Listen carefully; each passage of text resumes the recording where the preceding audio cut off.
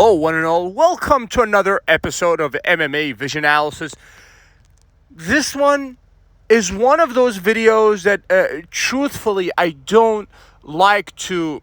it's one of those subjects that I don't necessarily like talking about.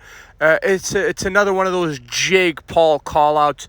But this time the call-out is borderline offensive. As a matter of fact, I'm going to go ahead and say that it's absolutely offensive.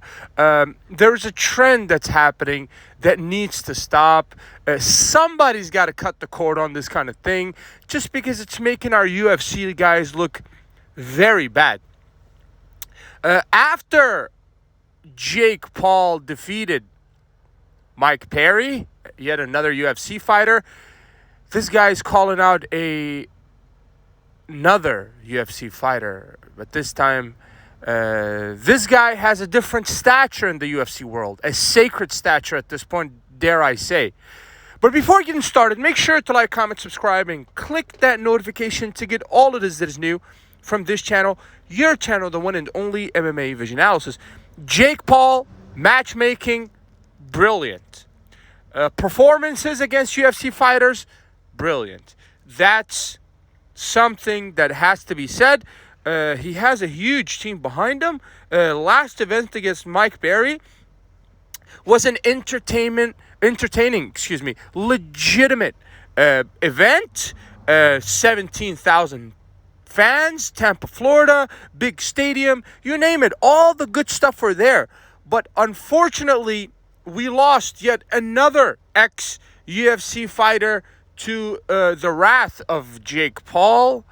Unfortunately for these guys, they keep falling victim for the monetary gains, really, more than anything else, because that's what's incentivizing these guys to take these fights against a guy like Jake Paul.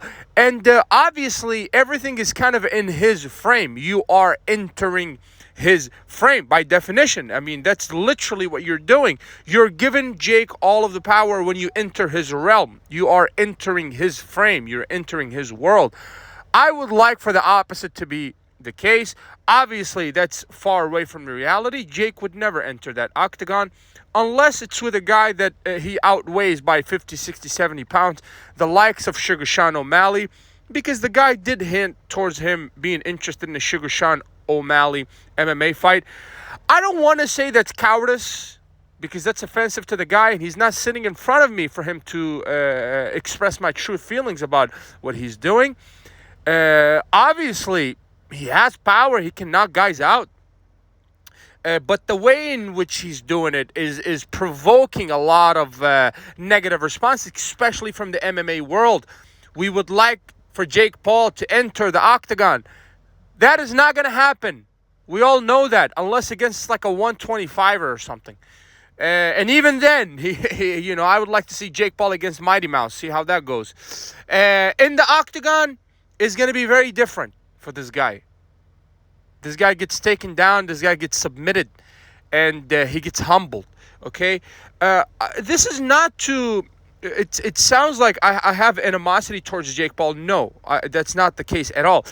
I dislike the thought process behind the fighters, really, that allow themselves to take such baits, because it is a bait. You're being framed to look as bad as you did. And when you're Anderson Silva, Tyron Woodley, ex-champions in the UFC, that is absolutely unacceptable.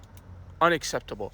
Now, after defeating Mike Perry, which is no longer a UFC fighter, obviously Mike Perry, BKFC champ, we have Jake Paul calling out, hold your horses, this guy's calling out Alex Pereira. I mean, the level of disrespect is on another level. We all know that Alex Pereira is not a boxer.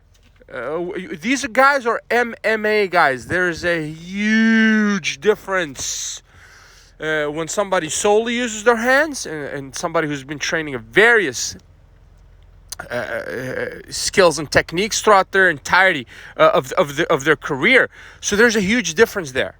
Okay, yet you got this guy calling out yet another UFC champion in the form of Alex Pereira. I hope that Alex ignores these call-outs. And a matter of fact, I want someone smart enough to lure this guy into the octagon. Because he's so tough, inside of the boxing ring against the non-boxers, which they are not boxers. Of course, the MMA guy is always going to have confidence in his striking abilities, but realistically speaking, these guys cannot stand toe-to-toe with boxers who solely strike boxing.